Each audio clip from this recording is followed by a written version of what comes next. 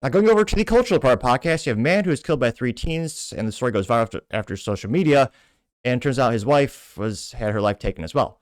This brought to us thanks to, well, this is his name, hashtag retard mode on X.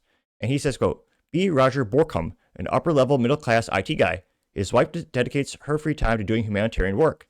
She decides to go to Africa to help people. He said, and again, this is allegedly, the guy said, I support her even if I feel uneasy about it. She leaves. He last hug at the airport. Lasts a little too long. I want to tell her not to go, but I bite my tongue. Don't be racist. 2 weeks later, I get the call. They found her body. And cover your ears if you have children listening. I tried to keep this show moderately family friendly, but yeah, she was beaten, raped, and killed by sub-Saharan African savages. Half my world gone in one phone call. House becomes an empty museum of her stuff. And he says years pass, life falls apart, loses a job, starts drinking. Still talk to her sometimes when no one's around. Goes downtown to meet an old friend at a bar that he hadn't seen in a while. Hours of laughter, the first he smiled in a while.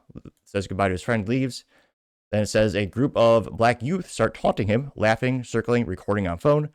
Hear one say, sneak up on him. Don't even bother running. I'm tired, man. They jump me. Boots, fists, everything. Fade out and in and out of consciousness. They leave, come back, do it again. Wake up in the hospital. Can't move, can't talk. Everything hurts. Doctor looks at me and my pain in my eyes like he already knows the ending. Close my eyes, thinking for that trip. I feel warm like she's touching my hand. I can't believe I've been beaten and killed by African-American savages. Flatline. Reunite with my life no longer alone. Here's a picture of the gentleman whose, again, life was stolen from him. And again, I'm pretty sure this person's just making up. I did do some fact checking on the story in terms of, did his wife really go to Africa to be killed and abused in the worst possible way? And unfortunately, yes, she did make that trek for humanitarian efforts. And yeah, that is one of the biggest risks when you're going overseas. It's also reposted by End Wokeness, and he has actually pictures of the perpetrators, or I should say the alleged pieces of shit.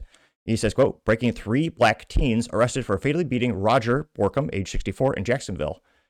And here you can see the first alleged piece of shit is Justin Curry, age 13. You have Robert Hope, age 16. Then the most brazen of the 3, which, well, they all look like they're not apologetic at all. Markavoyan Lacey. Markavoyan. And again, I don't have much ground to stand on when it comes to funny, weird names. My name's Topping. He is age 19, but he looks extremely not sorry at all. They mostly look angry and upset. And End Wokeness got 5.4 million views. The other gentleman got 4.6 million views. And yeah, it's one of those things where, well, there's a couple things here, obviously. One of the first ones is, humanitarian work overseas. In many ways, or, I know people who volunteer all over the world, all over the U.S., and one of the biggest risks when you go to other countries is your safety. And depending on what organization you're doing this with, whether it be a nonprofit or a private sector, there are many ways you can volunteer your time and your money.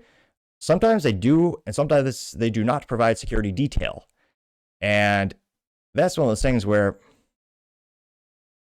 I understand, especially if you're of the faith, a lot of people, they want to go to all these countries, tell people about the Jesus and share their faith and help them, whether it's building wells or, providing medical care. And I mean, these days, just tell them it's not worth it to go unless you have your private militia with you, unless you have enough money to hire Eric Prince and some of his boys. I wouldn't recommend going anywhere outside the U.S. Even in the U.S., you see people dying, I was about to say left and right, mostly in leftist areas, because they're not properly protected. And in some states, again, state-by-state basis, it's an instance where you're not allowed to defend yourself. Heaven forbid you live in New Jersey, which most states do have a standard ground policy in terms of your God-given right to defend yourself. Places like New Jersey, they call it a right to retreat. Basically, victim blaming, say it's your duty to run away. And there are a lot of places in the United States. This might come off as, America first. I suppose that is a component. But there are a lot of places in the United States where people are really hurting. People could really use an extra hand. There's a lot of great soup kitchens out there, a lot of food pantries out there. There are a lot of ways you can give back to the community on a local level. And I understand a lot of people have a desire to volunteer outside the country, over the world. I've had some friends who've done that. And the risk is it's just too high. And it's disgusting that her life is stolen from this. This isn't the first time we've heard this. This is a recurring theme. Now, again, in terms of percentage, it's not like 100%. I'm not trying to make it sound like every time you volunteer outside the United States, this is guaranteed to happen. But it's definitely not a 0% chance. Especially when you go to other countries that aren't as developed. They don't have local police, that could help at the drop of a dime. And even then, no matter how good the police are, well, in other countries, they're a lot more corrupt. Well, debatably more corrupt than the Chicago police, which is saying something. But it's an instance where no matter how good the police are, they're always going to be reactive by their very nature. And some countries disarm you. You're not allowed to go there with a firearm. You're not allowed to go there. In some cases, you can't even have pepper spray or a knife. And there's just especially if you're a gal, where inevitably, just based on genetics and the reality, they're not as physically strong as a man. They never will be, unless you're like Ronda Rousey, and even she can beat up like an Arnold Schwarzenegger type of guy. And the age-old saying that it's not original for me to say this again, but God made man, but Samuel Colt made man equal. Now, granted, that is reference to the Colt revolver, a little bit dated. Interestingly enough, he has the same birthday, Gaston Glock. Perhaps we should change that phrase to God made man, but Gaston Glock made man equal. Because again, you're a petite gal, good old Glock 19 on her hip, it makes you pretty damn equal to a big bodybuilder who might be trying to hurt you or kill you or take advantage of you in the worst possible way. That's why I tell people, if you're in the United States, if you're volunteering, depending on where and how you're doing it, what capability you're doing it, you better be able to protect yourself. And I would argue, if you're the guy in the group, I would argue it's your duty. It's unfortunate that in the United States, you'll probably be prosecuted for doing the right thing, like Daniel Penny. But it's an instance where I think most guys, especially who are faith-based, realize that doing the right thing, you might be punished, but you'll long-term be able to sleep at night. You'll never have that regret of you could have saved someone's life and you didn't. And it sucks because, again, you have a lot of activist judges in the United States, a lot of pieces of shit who will prosecute the good guys worse than the bad guys. And that's why I tell people, be careful where and how you volunteer. Always be vigilant. In the case of this guy, another major issue is in the United States, when they say these teens, more often than not, they're going to be legally treated as teens in the court, as juveniles. Now, again, this is a very state-by-state basis. If you're an international or a viewer, love to hear your perspective where you are. But the United States, you got 50 great, well, I was about to say 50 great states. Okay, they're not all that great. But they have very different rules and regulations and how you treat minors in the legal system. And one of the issues that's been highlighted, I think, thanks to the shitty of Chicago, which I purposely pejoratively mispronounce as a slight to this weak, conquered, terrible city. One of the biggest issues with juveniles being treated with white gloves is that gangs know this. So, especially in Chicago, gangs will use the youth as basically cannon fodder and murderers, and they'll use that initiation hazing of, hey, you want to get in the gang, you kill someone. And they know that the judges will go soft and weak on them because the judges are going to treat them as a minor. Now, in some states, in some judges, they'll actually trial them as an adult. Now, again, this one piece of shit, Markovian Lacey, he is age 19, so legally he's an adult. He will be prosecuted accordingly. Again, Robert Pope, ironic, his age is 16, and Justin Curry, his age is 13. Now, again, I'm obviously not a judge. If I were a judge, I'd say, yeah, you're all going to be tried as adults. You all have your cognitive ability. You went up to this guy. Another thing you see is kicking them when they're down, which is another sign of a piece of shit. 3-on-1, this guy was just coming home drunk from a bar.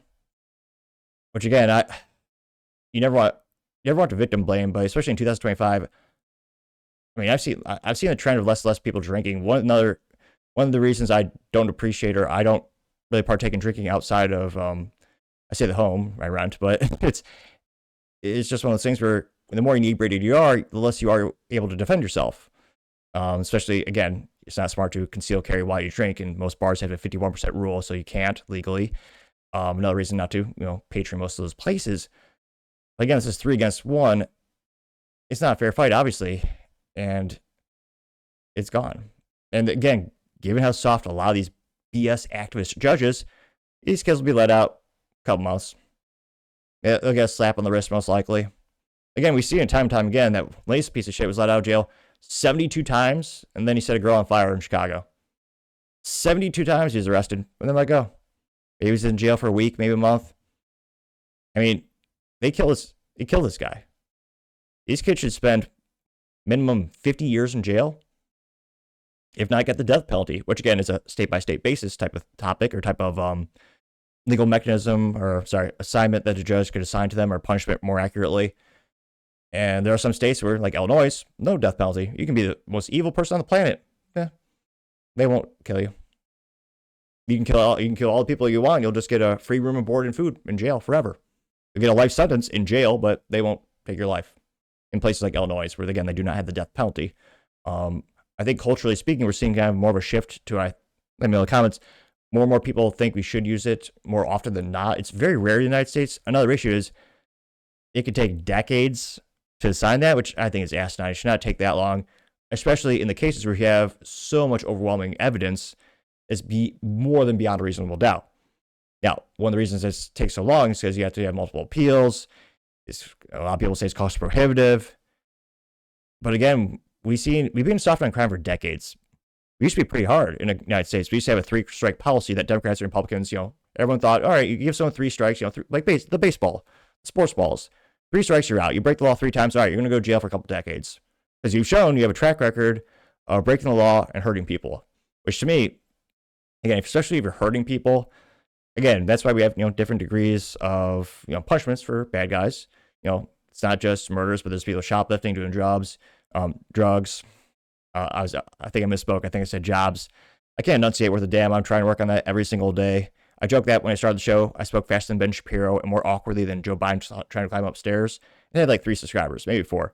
But as I slowly but surely gain more subscribers, I've been better at speaking. Just fuels that theory. The more people that click that button, the better I'll get at enunciating, and someday make it through entire episode speaking perfectly articulately. So do me a favor, click that button and tell your friends and your enemies. Your enemies might be so enamored and impressed by your choice in podcast material, they then become your best friend. Or they find my show so visually and viscerally disgusting that they then become a greater enemy. It becomes a physical altercation between you and them. So maybe I should recommend it. Either way, make for an interesting story. So tell your friends and tell your enemies. Now, go in the comments, and again, this is first credited to #retardmode. First one comes to us thanks to Lalas. And she says, quote, "Why do women have such a fetish for helping savages? It's like they yearn to be raped and killed in the most horrible possible way." Gained 5.9 thousand likes, which he says they're more empathetic and less worldly. Gained 2.6 thousand likes, which, yeah, I think you do see, again, just averages, more women. You do, in terms of volunteering, you do usually see a slightly higher ratio of women when you go to volunteering events. And especially when it comes to international travel, you hear that a lot too. Stephen Johnson says, quote, "Well, there's the worst thing I've read all day, and my worst things on this app," getting 982 likes.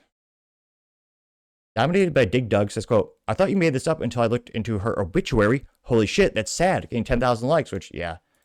And again, I would not go. I mean, I can't imagine going to sub-Saharan Africa without a militia. I mean, it's one of those things where better the safe than sorry. And the age-old saying with the gun is, I'd rather have it and not need it than to need it and not have it. I mean, just like places like Chicago, I would never go to Chicago unless I had like 4 or 5 armed guards. Like downtown Chicago is one of the most dangerous places on the planet. Like, yeah. Cyberjunk says he survived 9/11 but was murdered by street bastards. I said the N-word, getting 8.2 thousand likes. Bad Brother says lived in Jacksonville for a year, downtown not even once, getting 1.7 thousand likes. Yep, don't go downtown anywhere, I would argue. Mary Gold says the U.S. needs to go the way of El Salvador or become far west again, getting 435 likes. Retard Mo says the powers that would never allow us to do what's needed. And it says, El Salvador max prison security for all violent lunatics, getting 241 likes, which, now again, there are debates in terms of the United States. Again, we have provisions and, you cannot assign cruel and unusual punishment. The debate is usually, well, what is that? I mean, you could pull an Australia 2.0, just take every prisoner and ship them somewhere that's uninhabitable that no one would ever go to. Detroit, that's not a terrible idea. I've had worse ideas. Like every terrible criminal, build a wall around Detroit. I mean, be like Guantanamo Bay, but slightly worse. I don't know. You also have Curse says, quote, "So dark, bro, we must trust our eyes and gut instincts. It will save us," getting 1.3 thousand likes. Beaver says enough is enough, getting 911 likes. Charles Carl says this is real, getting 780 likes. I'm just say yes. Here's our obituary. Let's see. I see there's contrarian statements here. Schroeder says, quote, being racist would have saved his wife and his life. I don't feel bad for avoiding people who look like this. And he has a screenshot of the piece of shit who's 19 years old, who looks like he has zero remorse and is very cocky in the picture that was taken. Now, again, I don't have much ground to stand on when it comes to making fun of people's appearances in pictures because I look like this. But yeah, there's zero remorse in his eyes, getting 560 likes. Red Baron has a meme from, I think this is like a press interview or something for the Avengers. Marvel, for sure. Yeah, the Hulk. That's not the Hulk. I forget what we call him before he transforms. Dr. Banner. He says diversity is our strength. And I forget which one it is. One of the Hemsworth brothers is smirking, saying, is it though? Getting 167 likes. Going down more and more. Anonymous says, nah, this one sure needs to be locked up forever. Getting 26 likes since another screenshot of, again, the 19-year-old, which, again, he will be tried as an adult for sure. The real question is, what will the judge do for these other guys who, again, are age 13 and 16? Going to the comments from End Wokeness. Base Electrician, great to see him in the comments. He says, quote, well, he sure looks like he's sorry, which, again, it's the same 19-year-old Markavion. Pretty sure that's his name, which, again, I don't have much ground to stand on when it comes to weird names.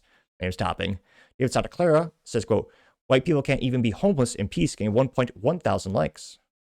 Arthur Eagleman says, quote, this will never make the mainstream media, getting 828 likes. Jeez. America AF says, quote, these look like future engineers and doctors. And that is supposed to be a quote from a liberal white woman, getting 428 likes. Amu says, I think the police identified them as white, getting 476 likes, which is interesting to see some states classifying races incorrectly when it comes to arrest reports and criminal reports. Also, Zupa says, quote, Orkham was a homeless man. He was repeatedly beaten by these thugs and left dead. He survived for 4 days in the hospital before succumbing to his brutal injuries. 3 suspects are being tried as adults in Florida. Really? Okay, good.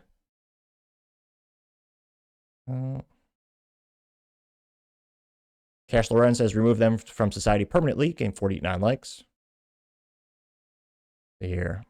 Proud Elephant says, why does this keep happening? Gained 48 likes. Well, obviously, activist judges.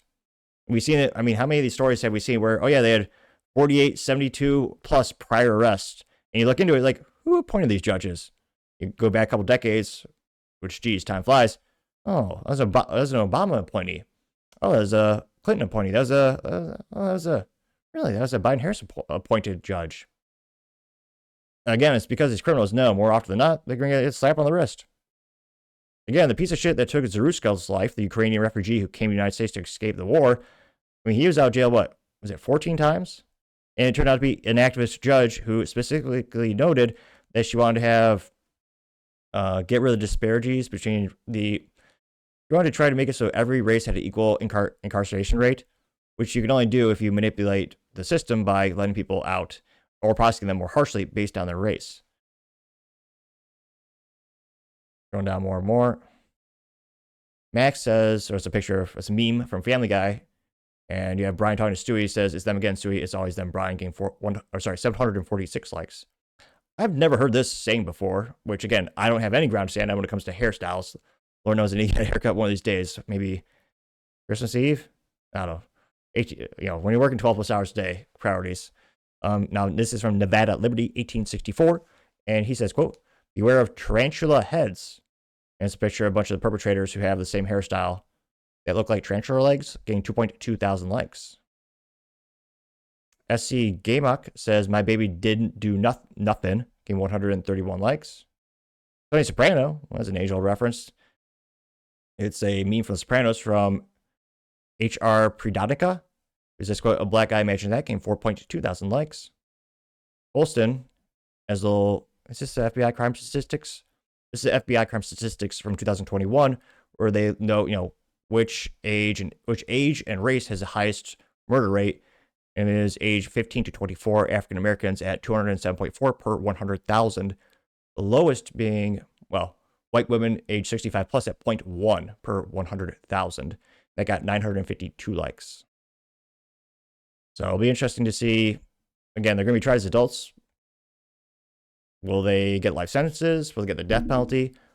I mean, what do you think should be the fair treatment for them for 3 teens beating a homeless guy to death? Let me know your thoughts, because as always, be fascinated to hear what you have to say. Thank you everyone for taking the time to tune in today. Again, try to get to 6,000 subscribers by the end of the month, so click that button, greatly appreciate it. Also, give me a thumbs up, thumbs down, or comment. It's a great way to give me some additional feedback, letting me know how I can make the show better and better. Lastly, don't forget to take time to tell your family, tell your friends, tell your coworkers, heck, tell your enemies, anyone, everyone. Just stay safe and fight the good fight.